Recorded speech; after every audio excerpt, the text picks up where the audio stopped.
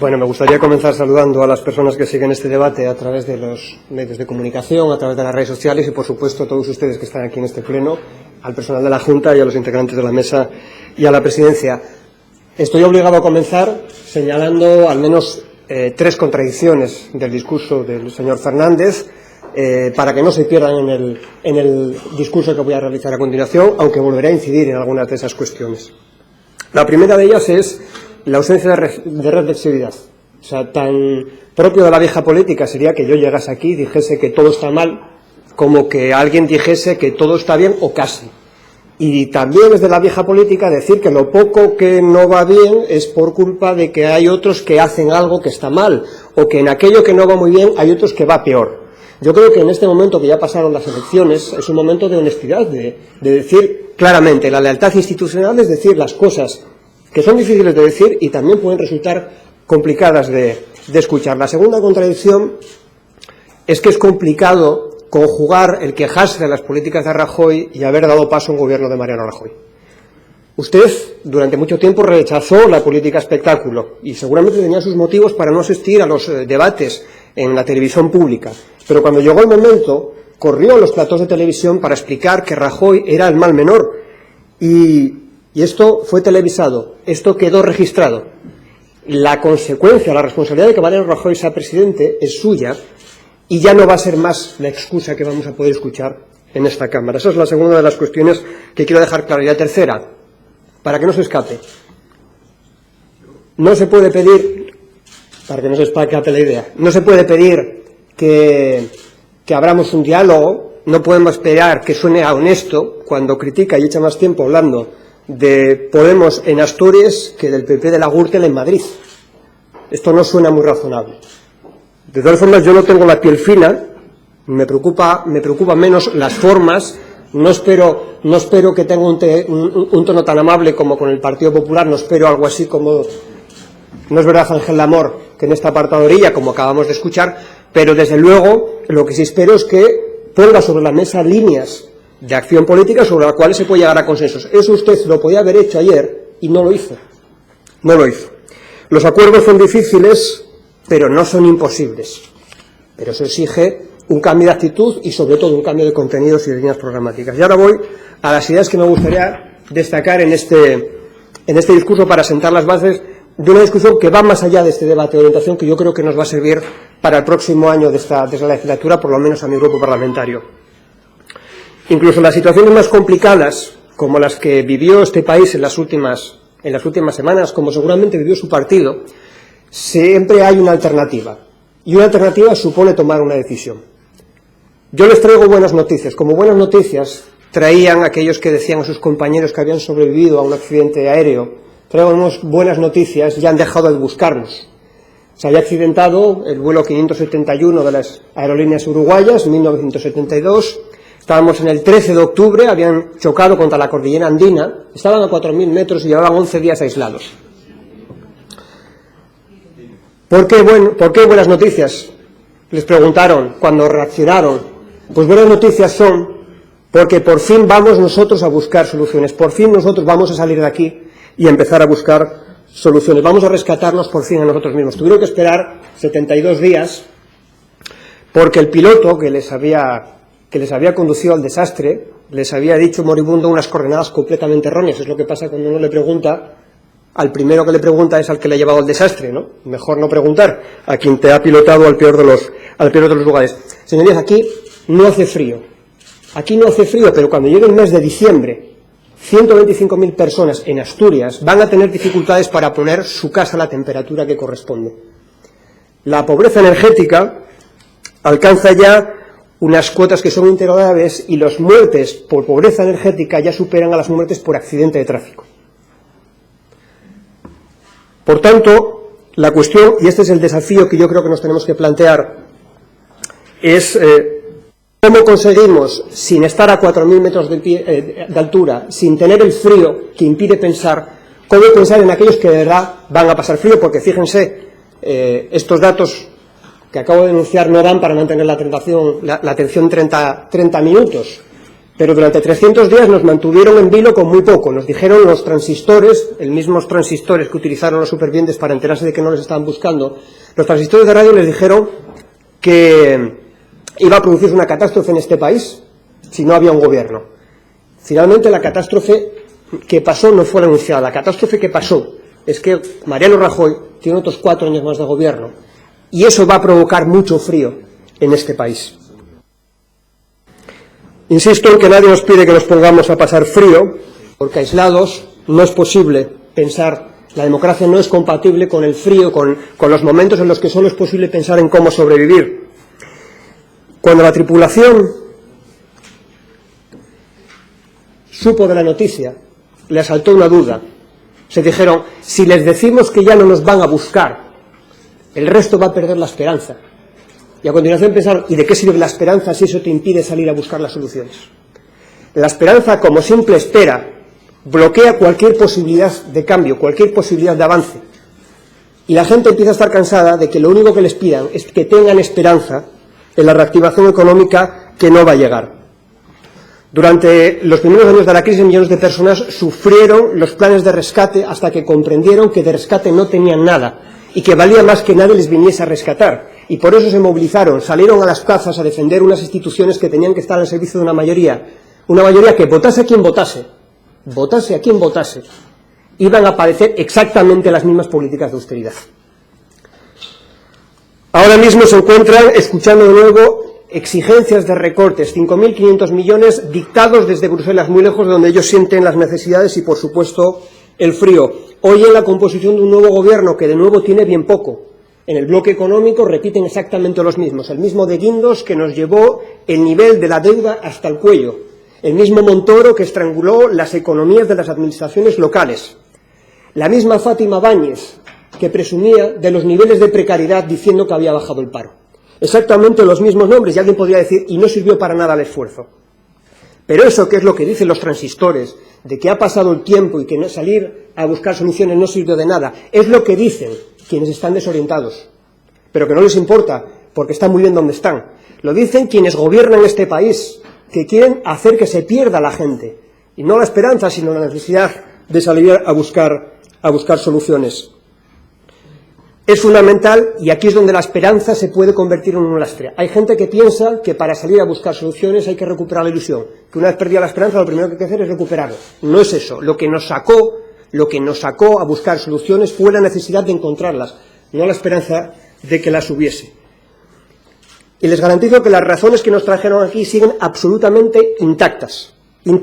España sigue siendo el tercer país de la OCDE en nivel de desigualdad.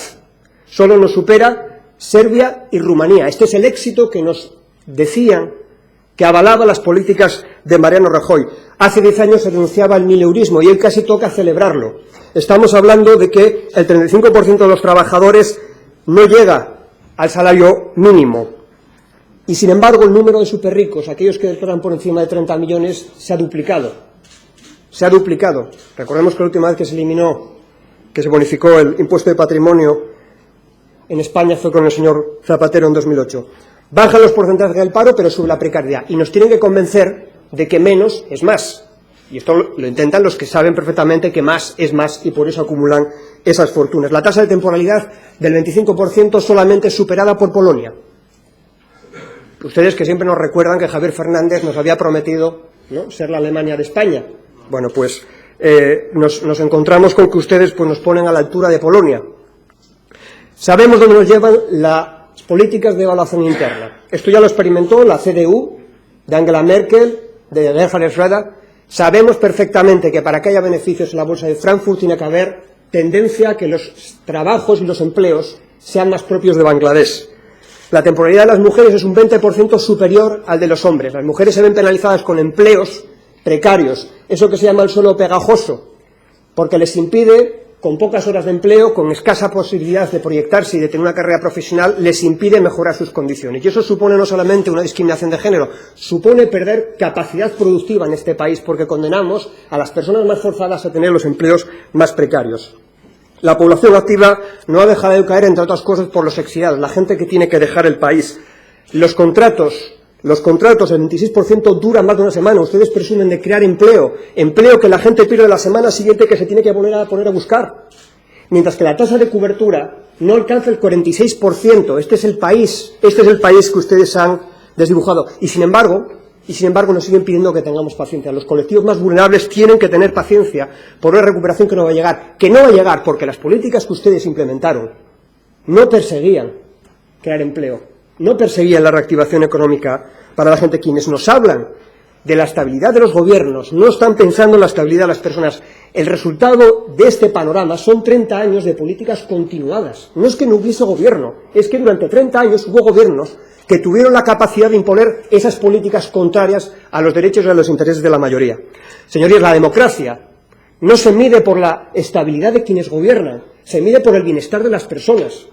Cuando Rousseau decía no se puede llamar democracia a un país en el que a los 4 años la gente no llega viva a votar, eso no es democracia. Y pensarán que estoy exagerando, no se refugien en eso. El sistema de pensiones ha perdido de su fondo de reserva 55.000 millones. Las previsiones es que a este ritmo tenemos fondos para 1 año y medio. A este ritmo, claro, siguiendo aplicando las mismas políticas exactamente de precariedad, que es lo que nos ha traído a esta situación. El mundo tiene fantasías. El mundo tiene fantasías, pero tiene límites. La fantasía no tiene límites. La fantasía es como la promesa de eliminar con un abracadabra los obstáculos. Esa es la fantasía, ¿no? Los hermanos Grimm eran fantasiosos y lo era el rey Jerjes, que decía que había que azotar el mar. O aquel primer emperador chino que quería castigar a una montaña porque se había puesto en medio. La fantasía sin medios, sin instrumentos, sin tecnología, es inofensiva. No pasa nada. Pero pónganle ustedes el apoyo de las instituciones a determinadas fantasías y eso nos conduce al desastre. Pensar que haciendo y facilitando el despido se puede crear empleo, eso es una fantasía. Pero si a esa fantasía le ponemos una reforma laboral y le ponemos todo el respaldo de las instituciones, nos encontramos con que el 46,5% de los jóvenes están en desempleo y que aumenta la exclusión social. Ese es el resultado de ponerle medios a las fantasías de algunos. Y contra la fantasía solo queda la imaginación. La imaginación es justo lo contrario. La fantasía vuela. La imaginación nos lleva de unos a otros, porque la imaginación es lo que nos permite ponernos en nuestro lugar y en el lugar de otro, en el lugar probable de otro. Cuando pasamos al lado de alguien que pasa frío, en la calle tenemos dos opciones. Siempre hay una alternativa, como decía al comienzo. Tienes la opción de seguir caminando y decir, gracias a una fantasía, que tú jamás vas a estar en esa situación, por tus competencias, por tu nivel socioeconómico. A ti no te puede pasar. O puedes echar mano de la imaginación y pensar que algún día tú vas a pasar frío, y como vas a pasar frío, mejor piensa qué políticas hay que defender para que nadie pase el frío. Sin la imaginación no nos podemos representar el dolor ajeno, pero tampoco nos podemos imaginar la vejez propia y, sobre todo, una vejez sin pensión. La imaginación es fundamental en política y es lo que nos permite a los 45 representantes institucionales que estamos aquí imaginarnos cómo hay que hacer para evitar el frío sin necesidad de estar pasándolo, porque, insisto, la democracia no es compatible ni con el frío ni los contratos de una semana, y eso ustedes lo saben muy bien. Por eso el primer día de estos 4 años corrieron a fijarse los salarios. Sin imaginación todo es fantasía. Fantasía es pensar, por ejemplo, que darle paso a Mariano Rajoy en España no va a tener efectos en Asturias. Y claro que los va a tener, pero no como ustedes imaginan. No como ustedes imaginan de esa suerte de cambio de cromos, de castigo, de rifirrafe entre partidos. No. 4 años de estabilidad para Mariano Rajoy son 4 años de precariedad y de las mismas políticas que venimos sufriendo. Durante los meses de interinidad hubo hasta cierto alivio, porque mucha gente pensaba que afortunadamente un gobierno incapaz de pisar el acelerador en las políticas de austeridad era casi está mejor, y no se notaba mucho la diferencia, probablemente porque las decisiones importantes no las tomaba este gobierno, venían de Bruselas o de la Cancillería de Angela Merkel. Pero en todo caso, lo que nos espera, especialmente Asturias, es un panorama nada halagüeño, porque las desigualdades territoriales no han hecho más que aumentar. Y no solamente porque el sistema de financiación autonómica no haya respondido a las necesidades de la crisis, es que las lógicas de déficit han dificultado que las instituciones más cercanas, como los ayuntamientos, pudiesen aplicar políticas reales. Y sobre todo, y eso es especialmente importante en el caso de Asturias, porque tenemos una extensión en la cual mucha gente vive en zonas que los mercados y sus leyes y sus dogmas darían por absolutamente desahuciadas. Pero además de haber sufrido las mismas políticas, hemos sufrido agravios, algunos de ellos relacionados con las infraestructuras. Basta ver lo que sucede con la variante de Pajares, y no porque haya habido un despilfarro, no porque no se termine, sino porque con ese dinero podíamos haber actualizado el sistema de cercanías, que es el que realmente da transporte a la mayor parte de la gente en su día a día, a la gente que tiene que madrugar para ir a trabajar. Y no veríamos como Renfe o Feve ha perdido la mayor parte de sus usuarios, precisamente por no haberlos impulsado. Y cuando pensamos en la autovía de La Espina, no simplemente que esté sin terminar y que haya unos pilares colgando, es que eso recuerda todos los días a la gente y a los vecinos de la zona la humillación que supone tener esos pilares, pero no tener transporte para llevar a los críos al colegio o no tener una comunicación fluida entre las principales localidades. Eso es lo que recuerdan esos agravios, por no hablar de muchos otros que tiene que ver desde con el sistema de subasta eléctrica, que no tiene mucha pinta de que ustedes vayan a arreglar, y que tiene que ver con la situación del campo, la aplicación de la PAC, por más que Rajoy se suba a un plató en una explotación de Gozón, eso no lo va a arreglar, como tampoco el tema de la cuota pesquera. Todas estas cuestiones, el gobierno asturiano no ha parado de evocarlas. Ayer mismo lo tuvimos. Era la excusa, la letanía, que servía como excusa para todo lo que en Asturias no funcionaba. Luego llegó Podemos y entonces Podemos pasó a ser la excusa. Pero en todo caso, es lo mismo que ustedes repetían, señor Fernández, señores del Grupo Socialista, durante la campaña de 2015. Ustedes decían que eran el último bastión frente a las políticas del Partido Popular.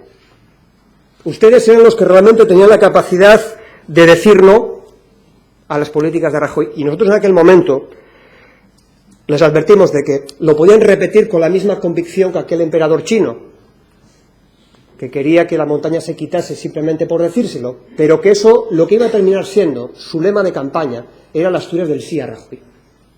Porque era una fantasía pensar que el PSOE de la generación Villa iba a ser capaz de enfrentarse al Partido Popular, el PSOE realmente existente. Y no podía enfrentarse al Partido Popular por la sencilla razón de que durante años ustedes compartieron reparto de esferas de influencia, esferas de influencia que se vieron truncadas con las elecciones autonómicas y municipales, y de lo que queda nada más, de esa entente cordial. No, usted llegó después, una vez que le hicieron sitio a la quiebra del resto. Ustedes compartían esferas de influencia, y bien que lloraron en las elecciones municipales cuando perdieron la alcaldía de Oviedo, y luego se encontraron aunque ya solo quedaba esa entente cordial que se repite año tras año, porque Operación Triunfo hacen galas cada 15, ustedes se reencuentran año tras año con los presupuestos. Señor Fernández, de verdad, de usted no esperábamos nada, y así todo consiguió decepcionarnos. Usted pasó del inmovilismo a salir corriendo de la mano de Susana Díaz para impedir un pacto con Podemos. Usted pasó de decir que descalificaba la política espectáculo y el populismo a salir en los platós de La Sexta para explicar que lo que era el resultado de una guerra de clanes de su partido era una decisión tomada con miras de Estado. Y todo eso sin ponerse delante de esta Cámara, que debería ser la única que contase para un presidente asturiano. Porque los asturianos y las asturianas que van a sufrir frío y que van a sufrir las políticas de austeridad le tenían que seguir a través de Ana Rosa Quintana. Usted pasó del Rajoy de entrada no a ponerse manos a lo obra siguiendo las consignas de la Brunete de la chaqueta de pana. Señor Fernández, vergüenza están diciendo, y esto no aparece en la grabación, vergüenza están diciendo desde el palco, ¿no?, de la tribuna de los representantes de la FSA, vergüenza les tendría que dar haber dado gratis una abstención al señor Mariano Rajoy. O sea que durante un poco tiempo creo que ustedes la palabra vergüenza la van a tener complicada de pronunciar sin que se les atragante. Ustedes decían una y otra vez que no se puede llegar a un acuerdo con Podemos y decían además que la abstención de las fuerzas nacionalistas era absolutamente intolerable porque una abstención para hacer presidente a su propio candidato suponía un apoyo de esas fuerzas nacionalistas y por tanto no se podía tolerar. Y sin embargo, a continuación dijeron que no había nada de vergonzante en abstenerse para hacer presidente a Rajoy, que no era apoyarle. Ustedes se burlaban cuando nosotros hablábamos de los socialistas de corazón. Yo creo que después de lo que Vázquez Montalbán llamaría el asesinato en el Comité Federal, habrán visto la cara, ¿no?, de mucha de esa gente con el corazón partido. Saben ahora sí a qué nos referíamos cuando hablábamos de socialistas de corazón. Porque ahora a la tristeza y a los proyectos truncados que dejan las políticas del PP sumamos la decepción, otra vez más, después de lo que ustedes han hecho. La decepción que ustedes han provocado en mucha gente que quizás no esperaba mucho ni de usted, señor Fernández, ni del Partido Socialista, pero que tenían cierto anhelo de cambio, cierto anhelo de que cambiase el rumbo. No solamente hablo de los simpatizantes socialistas, hablo de mucha gente que esperaba de verdad que se pudiese a corto plazo poner fin a esas políticas.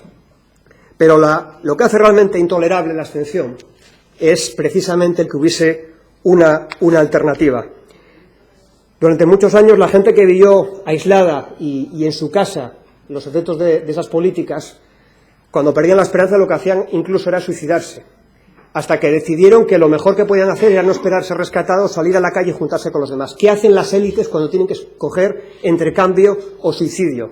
Entre la posibilidad de cambiar de rumbo o pegarse un tiro en el pie.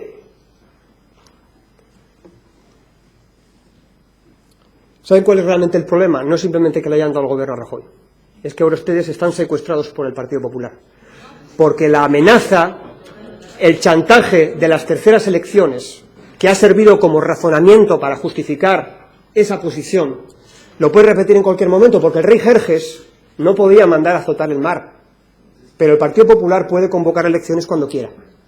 Y eso es lo que hace que sea una fantasía pensar que ustedes pueden liderar la oposición, como era una fantasía pensar que usted, señor Fernández, podía hacer frente a las políticas de Rajoy aquí en Asturias.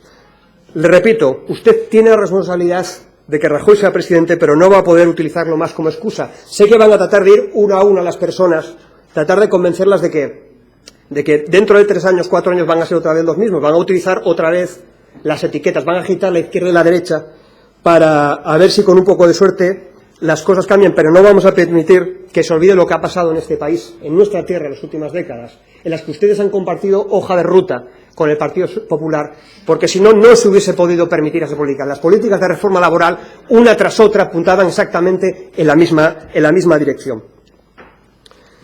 Y no solamente lo vamos a lograr porque vayamos a repetir esto y explicarlo, sino porque cada vez más gente, ante el desconcierto que ha provocado la situación, va a volver a pensar que ya no valen las etiquetas, que hay que volver a la memoria de las palabras. Porque ¿qué son etiquetas? Las etiquetas son palabras sin memoria. Es que alguien te diga vivienda, pero no entres en ninguna casa. Y es normal que la gente se pregunte, cuando empezamos a ver desahucios o gente está anclada a hipotecas con cláusula suelo, empieza a preguntarse qué significa a estas alturas la idea de vivienda. Porque hay 500 personas sin hogar, pero hay 40.000 familias ancladas a las cláusulas suelo. Y entonces no es normal que cuando pregunten qué pasa con sus casas en las cuales hay grietas o tienen que andar poniendo cinta adhesiva para que no entren las cucarachas o encuentren humedades. Y esto no me lo estoy inventando, esto es lo que se encuentran inquilinos de Vipasa, en la ciudad natal de nuestro presidente, en Mieres. Entonces es normal que se pregunten, no por las etiquetas de izquierdas o derechas, sino qué pasa con la vivienda pública. ¿Por qué en Asturias la media es 1,8 mientras que en Europa está en el 8,3? Y se preguntan también por qué se especuló con un bien básico y se permitió, o por qué se contrata deuda con entidades bancarias que mantienen las cláusulas suelo. ¿Ven cómo va cambiando las preguntas? ¿Saben por qué la gente ya, cuando les dicen vuelve usted mañana, ya se cansa de escuchar esa respuesta? Por la sencilla razón de que ya no pueden volver a su casa porque muchos ya casa no tienen.